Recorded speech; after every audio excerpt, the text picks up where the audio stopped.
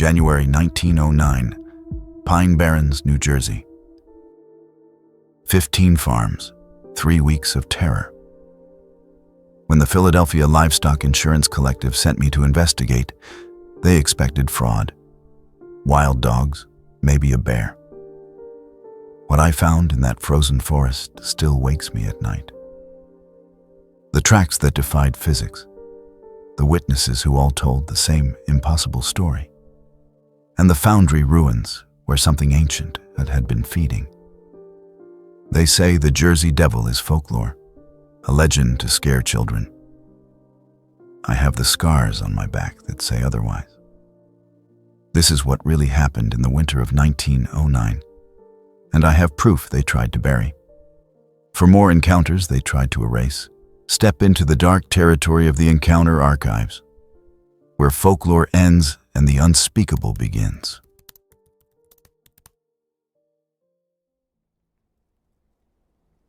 The Philadelphia Livestock Insurance Collective sent me to Pine Barrens on January 19, 1909, to investigate claims totaling $3,200. The initial report said wild dogs, possibly a bear awakened early from hibernation. I'd assessed animal damage claims across 6 states in 4 years, knew the difference between canine predation and fabricated loss, knew the signs of poisoning when farmers wanted to collect on old stock. Thomas Ewing met me at the Chatsworth station, local claims adjuster, pale, hadn't slept properly in days. First thing he said, "The tracks aren't right."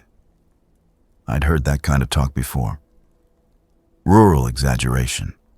Every unexplained loss became a monster story, made my job harder. I was wrong. Ewing drove me to the Whitman farm in his Ford. Wouldn't talk during the ride, just kept glancing at the tree line. Charles Whitman was waiting in his barn, 52 years old, hunter, owned 400 acres, not the type to spook easily or lie for insurance money. Lost 3 goats Thursday night, he said, 2 chickens Friday. Yesterday morning found what was left of my breeding sow. I'd seen predator kills. This wasn't predator behavior.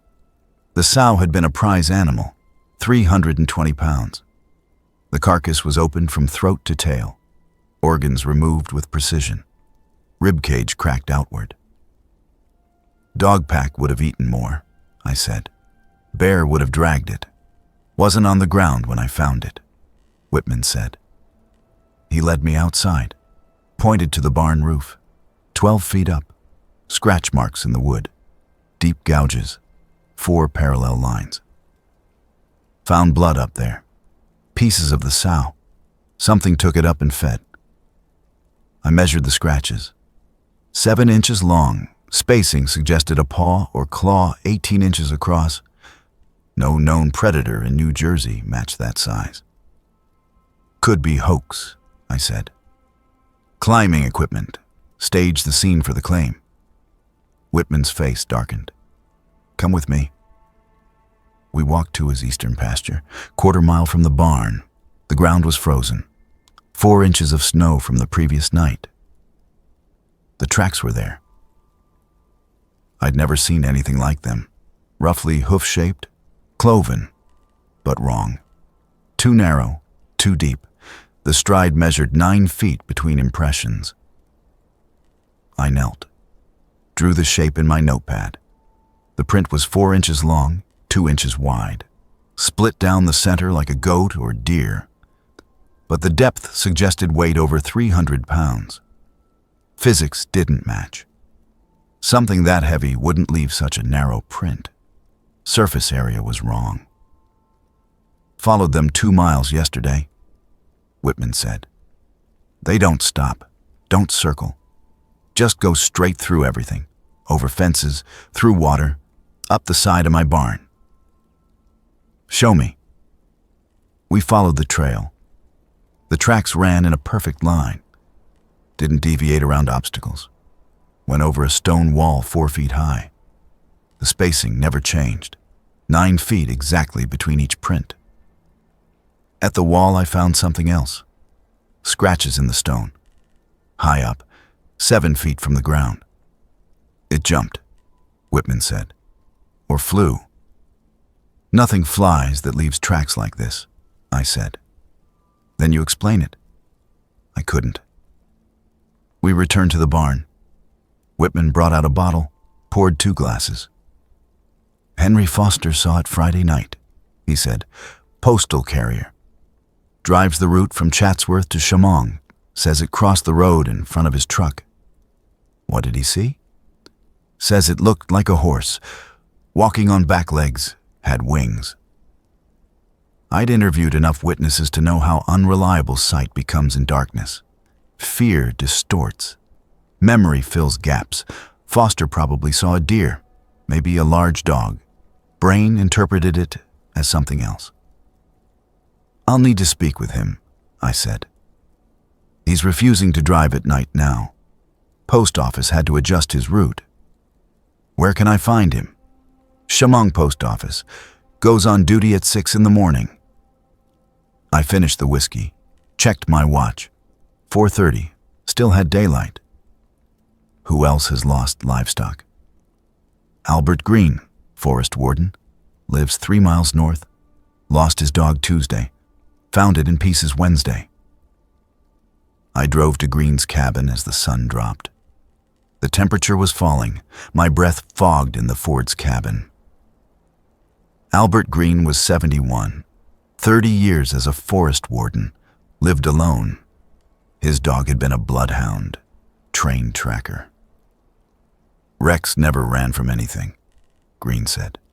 Bears, wildcats, didn't matter. That night he ran.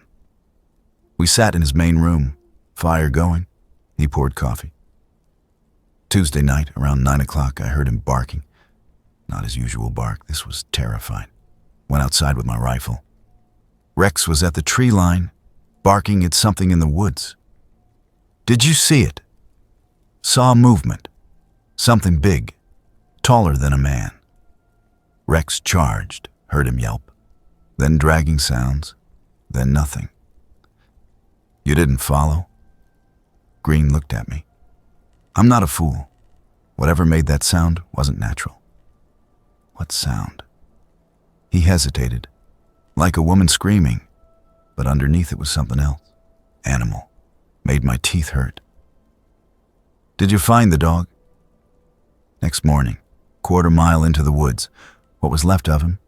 Skull crushed, body torn open, blood everywhere. But here's what got me. He leaned forward. Rex weighed 90 pounds. Whatever killed him carried him 1/4 mile through dense forest, in the dark, without leaving drag marks, just those damn tracks.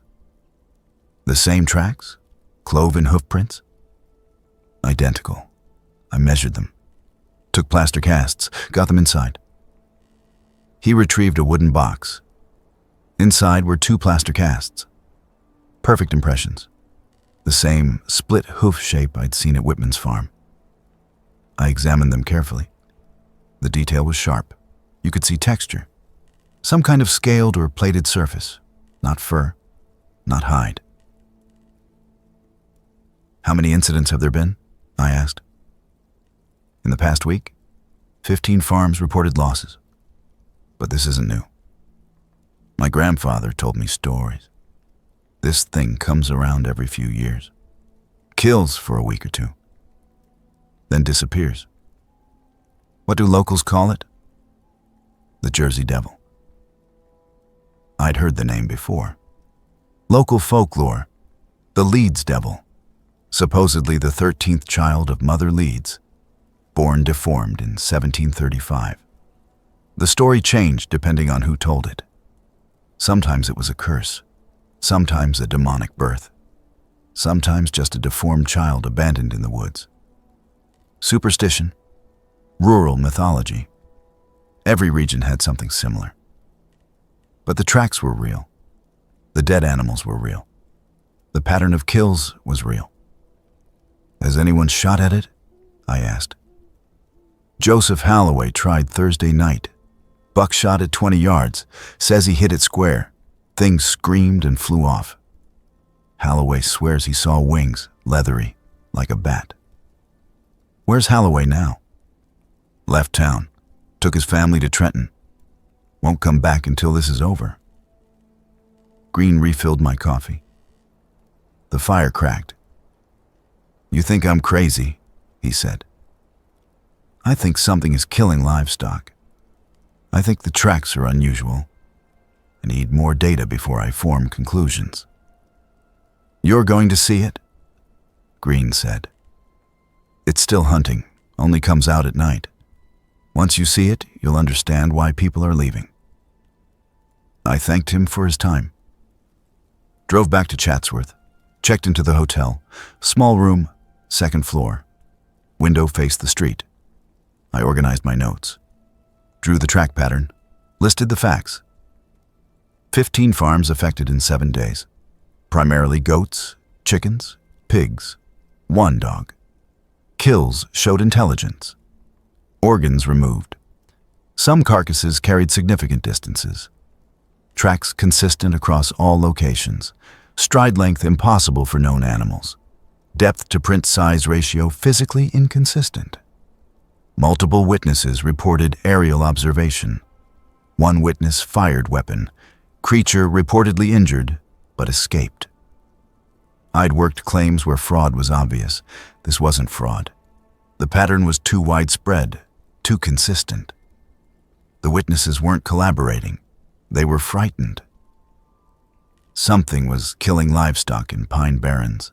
Something I couldn't identify from my 4 years of experience. I needed to interview Foster. The postal carrier. The one witness who'd seen the creature clearly while driving. Vehicle headlights would have provided illumination. His testimony would be most reliable. I set my alarm for 5 in the morning. Need to catch him before his route started. Sleep didn't come easily. The hotel was quiet. Too quiet. In the distance, I heard dogs barking, then nothing. At 2:17 in the morning, something woke me. Scratching sounds on the wall outside my window. I sat up, reached for my revolver, approached the window carefully. The scratching moved upward, toward the roof, slow, deliberate, like claws on wood. I pulled the curtain aside, pressed against the glass. Something large moved on the building's exterior, climbing. I could see its shadow against the streetlight, too big to be a raccoon, wrong shape for a cat. It reached the roofline, paused. Then it turned. For just a moment I saw its head, elongated, horse-like, but the eyes reflected the streetlight, red. The mouth was open, teeth visible. It screamed. The sound was exactly as Green described. Female human scream with an animal undertone. The window glass vibrated. Then it was gone, wings unfolded. I heard them beat twice. The shadow lifted off the roof and disappeared into the darkness. I stood at the window for 10 minutes, heart pounding. Professional training said I'd seen a large bird, owl maybe. Great horned owls could have 6-foot wingspans. The stress of the investigation was making me interpret normal wildlife as something else. But I'd seen the teeth. Birds don't have teeth. I checked the wall outside in the morning. The scratch marks were there. Fresh gouges. 4 parallel lines, 7 inches long. Same spacing as the marks at Whitman's barn. I was no longer investigating livestock losses. I was hunting something else.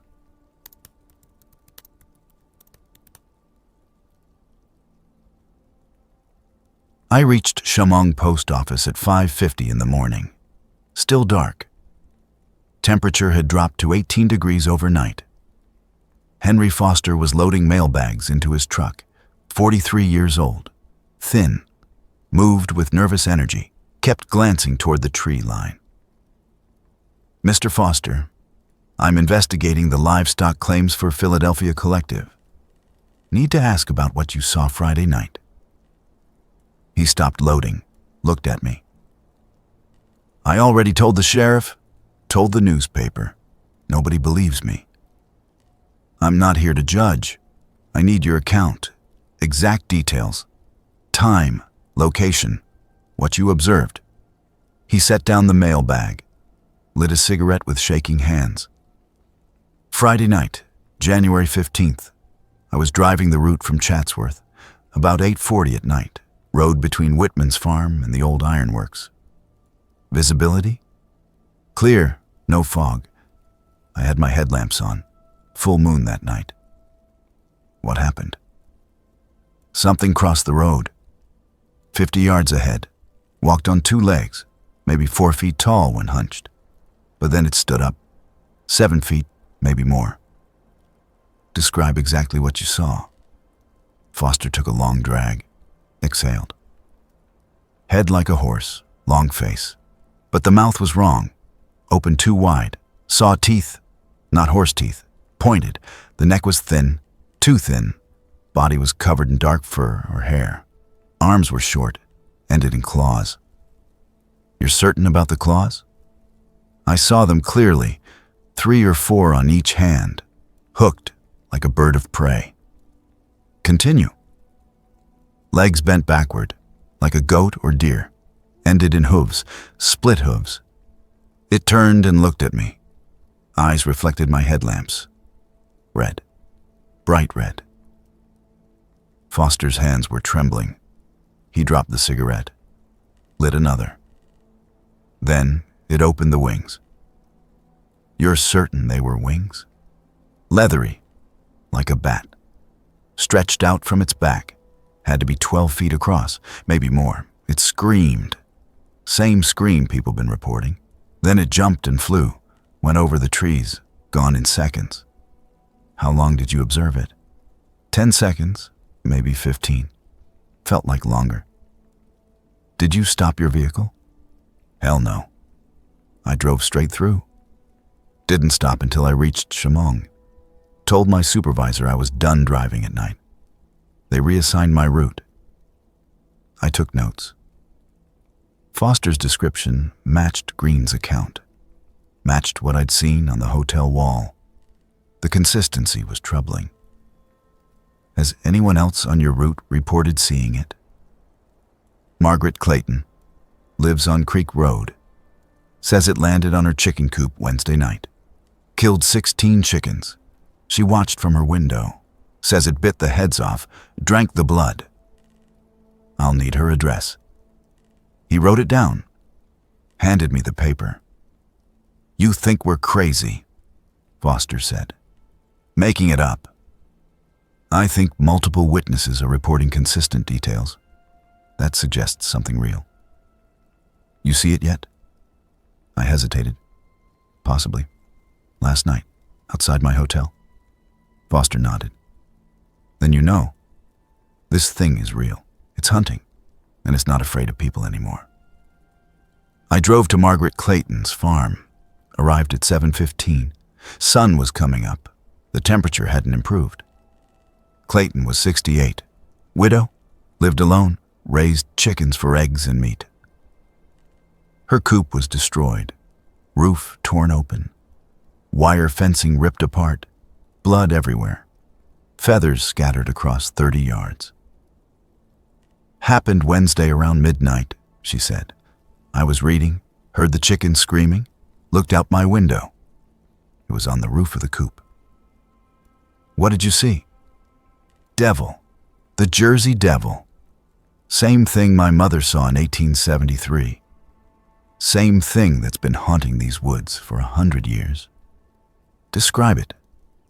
Tall, dark, had wings folded on its back. It tore through the roof. I heard the chickens dying, watched it feed, saw it bite their heads, saw blood on its mouth. How long did it stay? 5 minutes, maybe 10. Then it heard something, turned its head.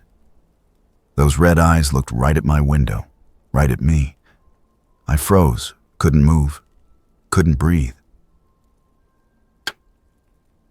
Clayton led me inside. Made tea. Her hands were steady. steadier than Foster's. She'd had days to process what she'd seen. Did it approach the house? No, just stared. Then it spread its wings and flew north, toward the ironworks. The old Leeds works? Yes, that's where it comes from. That's where it always comes from. The Leeds family had operated an iron foundry in Barrens in the 1700s. The property had been abandoned for over a century. Local legend said Mother Leeds gave birth to her 13th child there. Said the child was cursed, transformed into a demon. Folklore. But the foundry ruins were real. If something was using them as a den, that would explain the pattern of attacks radiating from that location. Has anyone searched the old foundry? People avoid it. Bad place. Always has been. I need to see it. Then you're a fool. That thing killed 16 of my chickens in minutes. What do you think it'll do to you? I have a revolver. Joseph Halloway had a shotgun. Hit it square. Thing flew away like he'd thrown a pebble. Foster said Halloway wounded it. If he did, it didn't slow down much. It hit 3 more farms after that, including mine. I finished the tea, thanked her for her time. She walked me to my Ford. You seem like a reasonable man, she said. Don't be stupid. Whatever's in those woods isn't an animal. It's something else, something wrong. I drove to the sheriff's office in Chatsworth. Needed to review official reports, see if there were records of previous incidents. Sheriff William Marcus was 56. Career lawman, skeptical by nature, the kind of man who dealt in facts. You're the insurance investigator, he said. Ewing mentioned you'd be coming around. I need to see reports of similar incidents, past 10 years if you have them. He pulled out a ledger, flipped through pages. Livestock losses attributed to predators. December 1899, 7 farms. Pattern lasted 2 weeks, then stopped. Nothing for years. January 1903, 5 farms, a 2-week period, then nothing. January 1907, 8 farms, 2 weeks. Always January. Usually. Sometimes December, always winter, always the same pattern. Kills for a week or 2, then disappears. What explanation was given? Wild dogs, wolves, bears, whatever made sense at the time. Did anyone ever investigate the foundry ruins? Marcus closed the ledger. 3 deputies went out there in 1903. They wouldn't talk about what they found. 1 quit the force, moved to Philadelphia. Other 2 refused to go back. What did they report officially? Nothing. Said the site was empty. But I saw their faces when they came back. They saw something. Marcus leaned back in his chair, studied me. You've interviewed witnesses, seen the tracks. What's your professional assessment? Something is killing livestock. The pattern suggests intelligence. The physical evidence doesn't match known predators. You believe the witnesses, the wings, the red eyes. I believe multiple independent witnesses are reporting consistent details. That suggests reliability. You going to put that in your report? I'm going to put the facts in my report. What Philadelphia Collective does with those facts is their decision. Marcus stood, walked to his window, looked out at the street. 15 families have filed claims. Some are talking about leaving. This thing is destroying the local economy. People are afraid to go outside after dark. Postal Service is refusing night routes. If this continues, Barrens will be empty by March. Then it needs to be stopped. How do you stop something that's been killing for over a century? Find where it dens. Kill it while it's vulnerable. You volunteering? I'm going to the Foundry this afternoon. I'd appreciate a deputy accompanying me. Marcus turned from the window. I'm not sending my men out there, not after what happened in 2003. Then I'll go alone. That's suicide. That's my job. I need to see the site, document it. If there's evidence, I'll photograph it. Bring it back. Marcus considered this. Finally nodded. Take this. He opened a drawer, pulled out a Winchester rifle, lever action, .30-30 caliber.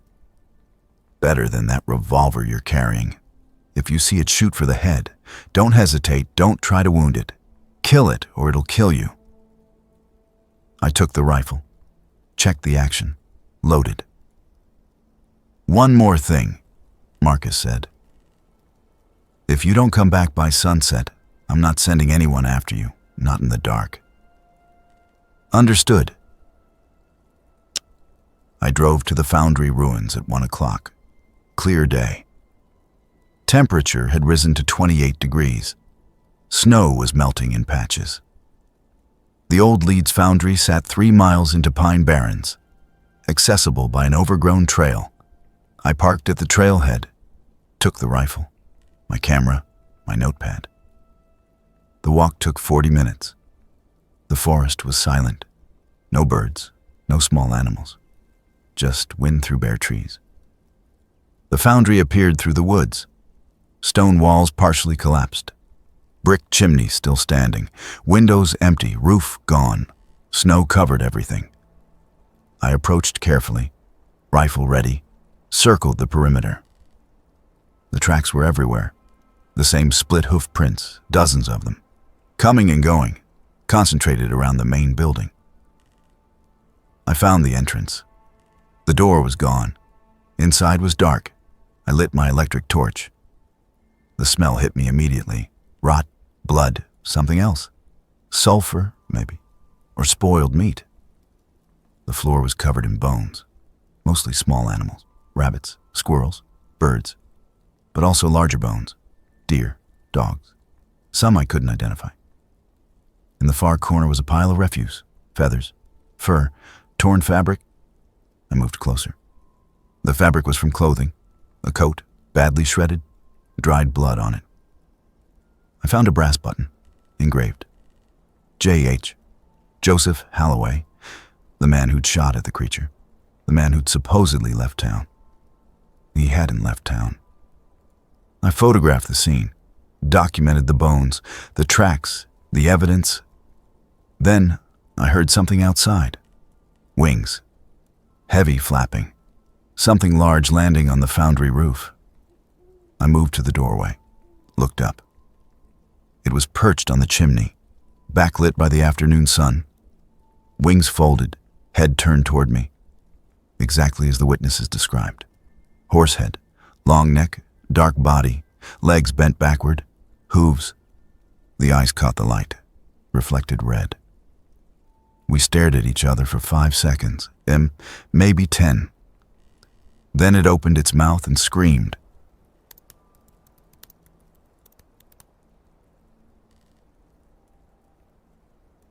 I raised the Winchester, sighted on the creature's chest. It launched off the chimney before I could fire. Wings spread, 12 feet across, maybe 14. Leathery membrane stretched between elongated bone structures. The wings beat once, twice. It circled the Foundry. I tracked it with a rifle, difficult shot, moving target, high angle. It dove. I fired. The shot went wide, cracked into the stone wall. The creature pulled up, gained altitude, circled again. I backed into the Foundry, better position, limited its approach angles, reloaded, chambered another round. The creature landed in the doorway, blocked the exit, stood on its hind legs, 7 feet tall. The body was emaciated, ribs visible under matted dark fur. The arms were short, 3 claws on each hand, curved, sharp. The head was the worst part. Elongated skull, horse-like but wrong. The jaw was too large, hinged too far back. When it opened, I saw rows of pointed teeth, carnivore teeth. The eyes were solid red, no pupils, no whites, just red. It screamed again. The sound resonated in the stone building, made my ears ring. I fired, center mass. The .30-30 round hit it in the chest. The creature stumbled back. Dark blood sprayed. Not arterial. Lung shot, maybe. It didn't go down.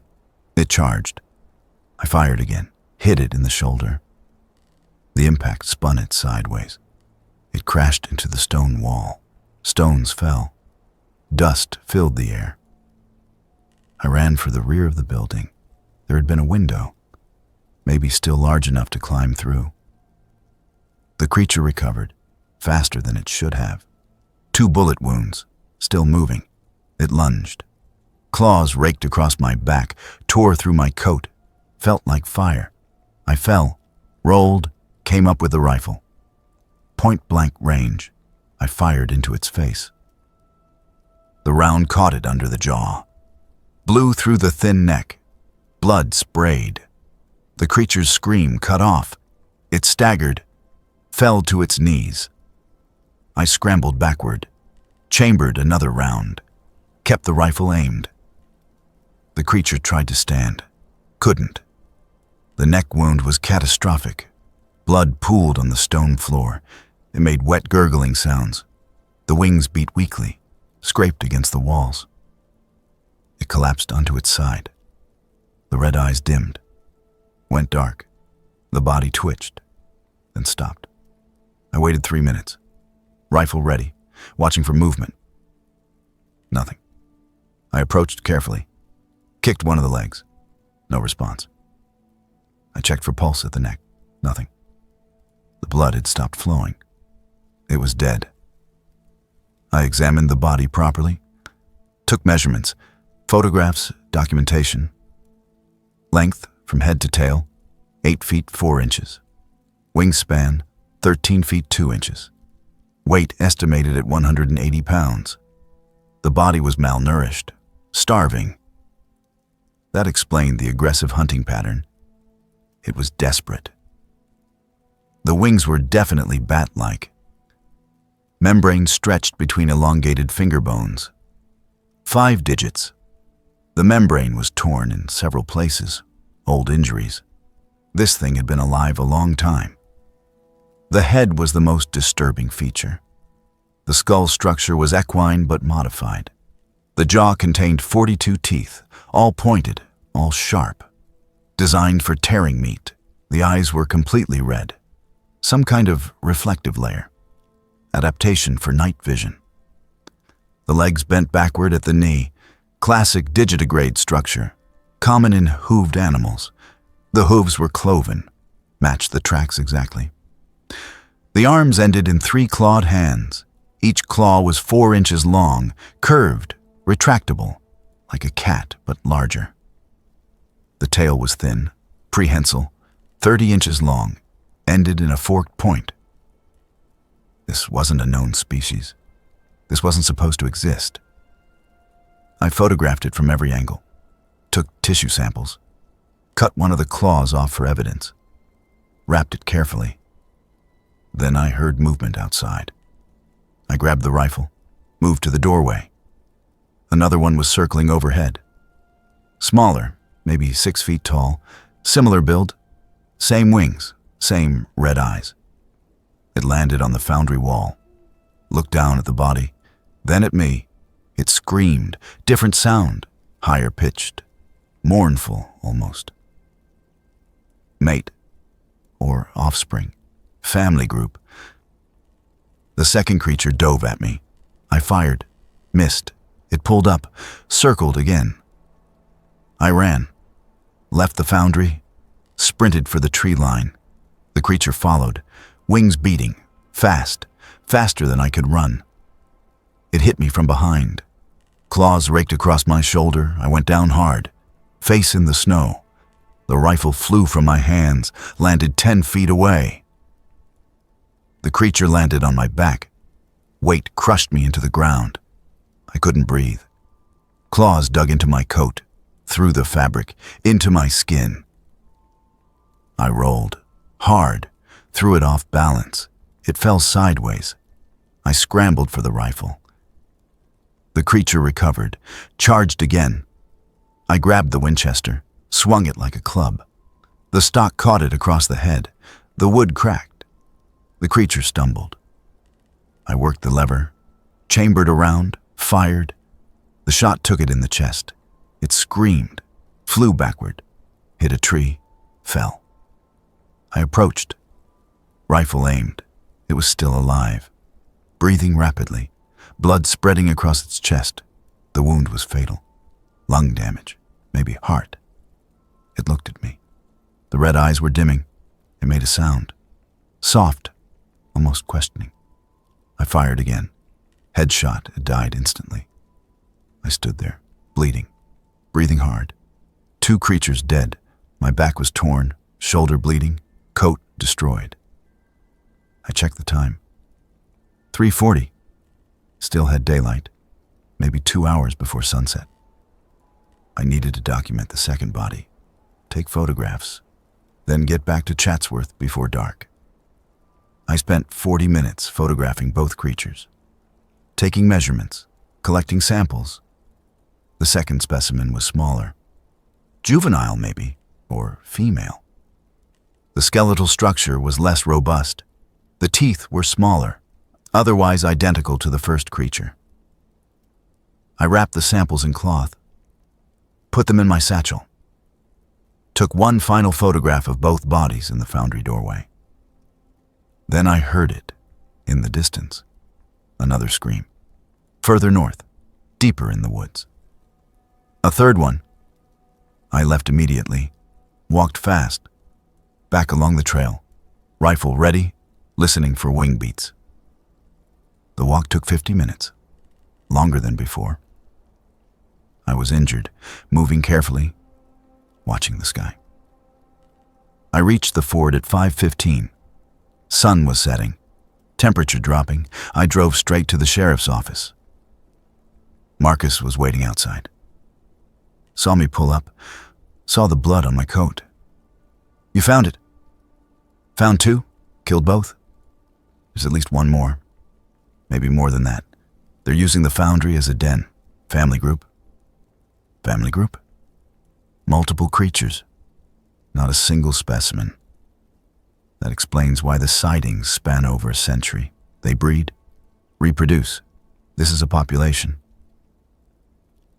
Marcus called for the doctor.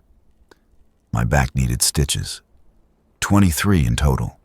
The shoulder required 12 more. The doctor gave me morphine, bandaged the wounds. While he worked, I told Marcus everything. The foundry, the bodies, the evidence. The third creature. "You're saying these things are real, actually real." "I have photographs, tissue samples, measurements. 2 bodies still at the foundry. This isn't folklore. This is a species. Unknown, dangerous.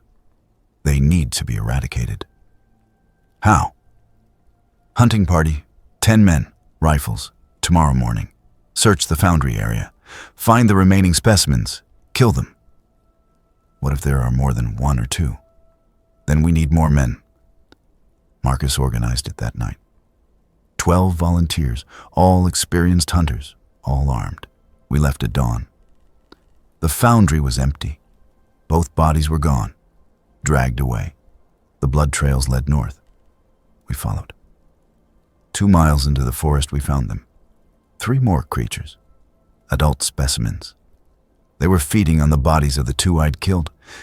Cannibalism. Or funeral rites. Hard to say. We opened fires simultaneously. 12 rifles, 30-30, 45-70, 12-gauge slugs. The creatures tried to fly. We shot them down.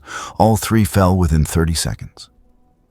We searched the area, found another den, smaller cave, natural formation. Inside were bones, nesting material, but no more creatures, no eggs, no young.